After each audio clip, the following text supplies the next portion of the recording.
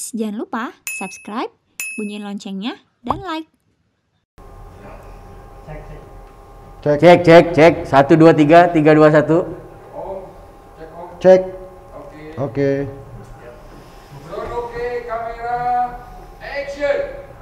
Selamat sore sahabat Kisah TV. Kita ketemu kembali hari ini. Saya Rudi. Jangan lupa 3M, masker, cuci tangan, jaga jarak. Hari ini saya kedatangan sahabat baik saya kembali, yaitu Om Rijal Renaldi, tapi biasa dipanggil Om Rijal gitu Bang. Om Rijal ini adalah pengusaha alat-alat tekstil gitu Bang. Enggak pengusaha. Luar biasa teman-teman. Hari ini dia lagi work from home katanya, jadi dia menyempatkan datang ke studio kita di Kisah TV. Baik, halo Om Rijal. Halo Om Rudi. Sehat Om Rijal? Sehat, Alhamdulillah ya. Kita buka dulu maskernya ya. Boleh. Biar enak gitu ngobrolnya gitu. Siap. Baik Om Rijal. Om Rijal ini kan kerjanya di bidang pertekstilan ya, alat-alat tekstil ya. Belakangan ini ya? Belakangan ini ya. Dulu kan tekstil kan terkenal sekali ya di kota Bandung ini ya. Betul, sangat terkenal. Sangat terkenal ya. Bandung kan kota tekstil ya. Faris Panjapa makanya saya dibilang gitu ya. Betul. Alat tekstil yang seperti apa Om Rijal? Mungkin Om Rijal bisa cerita sedikit kepada sahabat-sahabat Kisah TV gitu Mas. Ya, mungkin di tahun 80, 90 sampai ke tangan 2000 awal ya bisnis primadona Jawa Barat, Bandung terutama tekstil. Tekstil gitu ya. Tapi belakangan karena ya pasar bebas, kita ya bisnis Bandung, tekstil Bandung tuh bisa bersaing banget head to head sama Cina, Vietnam, Bangladesh ya. India juga mungkin. India juga ya. Sekarang Bangladesh ya. Jadi banyak kompetitor sekarang ini ya. Banyak banget. Padahal dulu kita lumayan unggul gitu Om Rijal ya. Betul.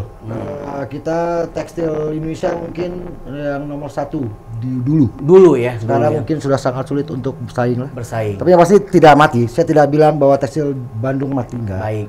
Tapi yang pasti ya daya belinya jauh berkurang. Di awal bisnis saya punya hampir 948 customer aktif. Ya, sekarang membeli alat-alat tekstil itu ya. Atau industri tekstilnya gitu. Mereka membeli menjual tekstil. Kalau mereka menjual tekstil ya otomatis mereka akan membeli gitu ya.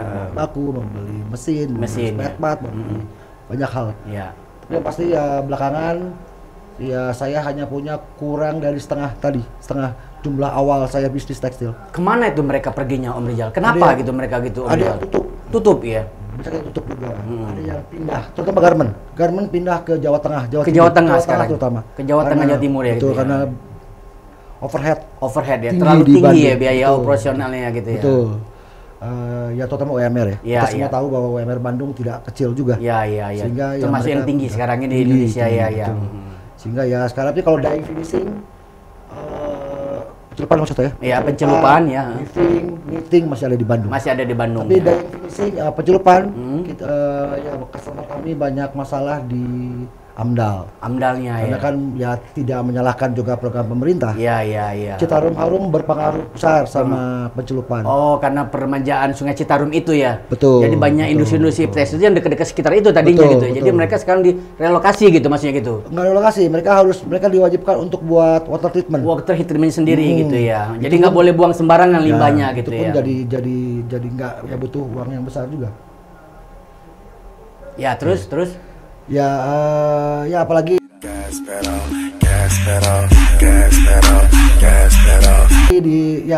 apalagi di pandemi sekarang hampir semua menjalankan kapasitas produksinya setengah dari kapasitas produksi. Iya. Pertama mengenai WWTP, water treatment. Ya, water treatmentnya.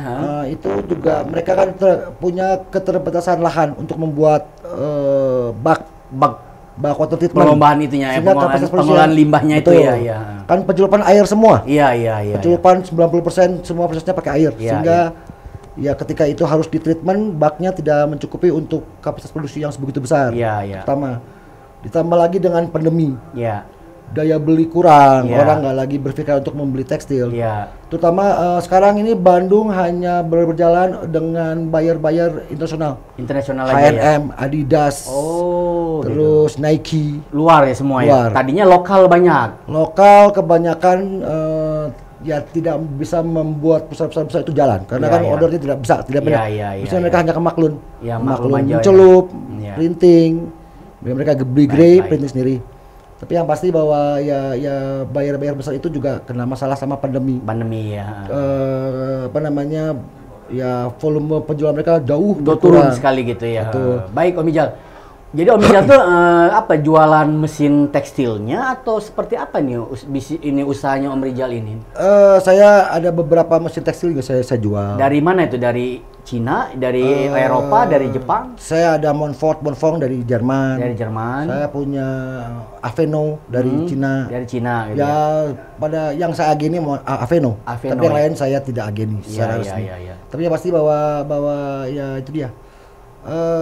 Dulu tekstil Bandung concern banget sama merek-merek yang buatan Jerman karena kualitas. Ya. Mereka tidak lagi, mereka berpikir lifetime panjang ya. Sekarang enggak, sekarang berubah paradigmanya berubah betul, ya. Mungkin ini kalau Mijal, mungkin dulu kan usaha tekstil itu kan generasi pertama ya. Tahun 70-an ya. Ya, mungkin sekarang generasi kedua ketiganya mungkin mulai berubah ya kali mereka gitu ya. Nggak mau mungkin pabrik kembali atau seperti apa? Karena apa itu Mijal? Ada beberapa pengusaha tekstil ya. Betul. Kalau saya boleh sebut perusahaannya kayak KHTek, Ateja. Ya anak-anak mereka ya generasi kedua ketiga mereka smart.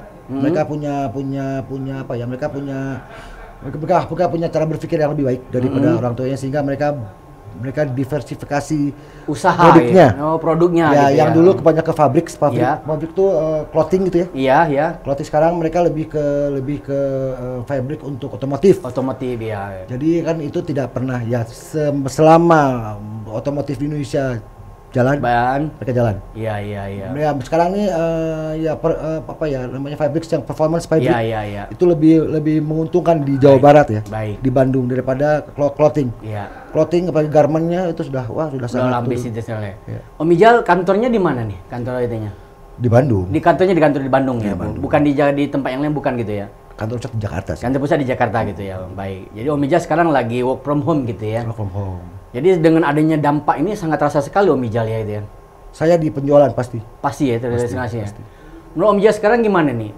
Bisnis perstekstilan sekarang Indonesia sekarang gimana nih? Dengan banyak yang kompetitor sekarang ini, apa kira-kira yang harus menurut Om Ijal kira-kira bagus seperti apa gitu mah? Ya tahapan ya sekarang Bangladesh lakukan. Di Bangladesh kan AMDAL belum jadi isu utama. Jadi gitu. Sekarang di Bangladesh itu persis seperti Indonesia tahun 70-80. Mereka itu keadaannya seperti itu ya. Ke tekstil mereka murah banget sama kayak Vietnam. Iya. Nah Indonesia sekarang udah nggak bisa lagi ke sana. Dan juga seharusnya udah nggak lagi ke sana. Iya. Karena kalau menjual kita harus lebih berkualitas. Ya tekstil yang berkualitas, yang lebih punya performance yang baik. Karena tahap itu udah harus kita lewatin. Harusnya. Ya kan? Betul, ya. Jadinya ya sekarang hanya kualitas lah. Kualitas aja ya. Target pasarnya jangan target pasar yang kualitasnya menengah ke bawah. Jadi meningkat gitu Mas Ijal gitu. gitu. Karena kan kalau kita jual ke buyer internasional, Uniqlo, H&M, Adidas, mereka juga concern sama lingkungan. Iya. Kalau di Bangladesh mereka nggak mau beli di Bangladesh. Berarti isu lingkungan, go green sekarang memang pengaruh sekali gitu dalam dunia tekstil gitu. Harus sejalan sama bayarnya sebenarnya. Bayarnya sekarang gitu ya. Selama bayarnya mengharuskan juga hal itu jadi faktor utama pembelian ya nggak masalah sebenarnya. Karena Adidas, H&M, Uniqlo bayar besar dunia nggak mau beli di Bangladesh. Baik. Karena kan mereka tahu kualitas gitu ya. Betul. Sahabat Kisah TV, ternyata tidak sesederhana yang kita bayangkan. Kita menggunakan pakaian ternyata juga di dunia tekstil juga sebenarnya mereka mengalami sesuatu yang cukup riskan gitu ya. Dengan apalagi sekarang go green kayak gitu Om Ijal gitu ya. Betul. Baik, sahabat Kisah TV, saya ingin menanyakan kembali, apa kira-kira kiat-kiatnya gitu Om Ijal dalam menghadapi masa pandemi seperti ini gitu, untuk mungkin meningkatkan penjualan, untuk apa? Biasanya Om Ijal apa itu kira-kira? Ya sebenarnya semua hal lah dalam kondisi apapun orang perlu kreativitas. Kreativitas gitu ya, inovasi gitu ya. Ketika bisnis bahan tekstil Bandung turun, sebenarnya ada banyak peluang yang masih bisa digali gitu, Om Ijal ya. Ya terutama kalau saya karena bidang saya di machinery, di sistem engineering. Ya sebenarnya kalaupun kita tidak bisa menjual mesin atau alat baru, kita bisa mengupgrade, merekondisi mesin lama mereka jadi baru. Karena sistem mereka sistem tahun 80-an. Kita bisa mengupgrade menjadi sistem yang lebih efisien, lebih cepat. Gitu, ya banyak hal yang masih banyak bisa digali gitu ya. Baik, oke. Baik, sahabat Kisah TV, makin menarik. Nanti kita akan mencoba kembali mengundang Om Ijal. Dia bercerita kembali gimana nih industri tekstil di kota Bandung, terutama di Jawa Barat, yang kelihatannya beberapa hal itu mengalami penurunan yang sangat drastis. Banyak sekali pabrik-pabrik tekstil yang dijual sama pemiliknya gitu mah. Atau mereka banyak yang pindah tempat yang lebih murah, yang lebih bagus di daerah yang lebih bagus lagi kembali. Betul. Sahabat Kisah TV, akhir kata saya ucapkan jangan menyerah. Masih ada jalan. Siap. Kata Om Ijal tadi. Selalu ada jalan kita untuk berubah, untuk berinovasi dan kreativitas. Tetap jaga kesehatan. Jangan lupa, salam untuk keluarga.